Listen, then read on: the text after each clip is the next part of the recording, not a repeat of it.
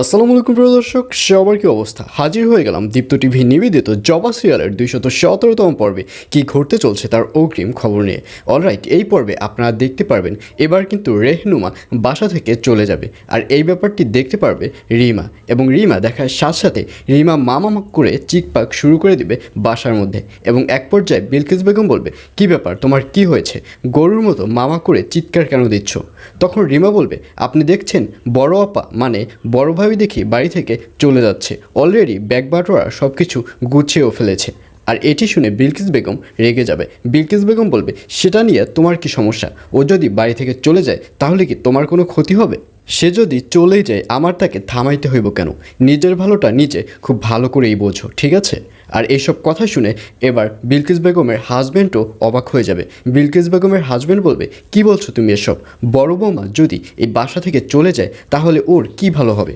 আর এই কথা শুনে বিলকিস বেগম বলবে, বড় বৌমা যদি এই বাসা থেকে চলে যায় তাহলে বড় বৌমার জায়গায় কে এসে দাঁড়াবে? তখন তো এই মেজ বৌমাই বড় বৌমার দায়িত্ব পালন করবে, তাহলে ওর কি একটু লাভ হচ্ছে না?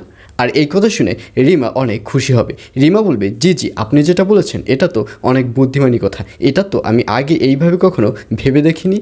আর অন্যদিকে জবাকে দেখা যাবে প্রেমার মায়ের কথা শুনে জবা রেগে মেগে একদম আগুন হয়ে যাবে। এবং এক পর্যায়ে জবা চলে যাবে মিঠুর রুমে। মিঠুর রুমে গিয়ে যেই না মিঠুকে ডাক দিবে তখন মিঠুকে দেখা যাবে সে গভীর স্বপ্নের মধ্যে বিভোর রয়েছে। আর এটি দেখে মেজাজ আরও বেশি খারাপ হয়ে যাবে জবার। তখন জবা এক টান দিয়ে মিঠু সাহেবের মধ্যে যে কোলবালিশটি ছিল সেটি বের করে ফেলবে এবং মিঠু সাহেব আশ্চর্য হয়ে যাবে। সে বলবে, কী ব্যাপার, কত সুন্দর একটা স্বপ্ন দেখেছিলাম, বাস্তবে তো ভালোবাসোই না, স্বপ্নেও কি তুমি আমাকে ভালোবাসতে দিবে না?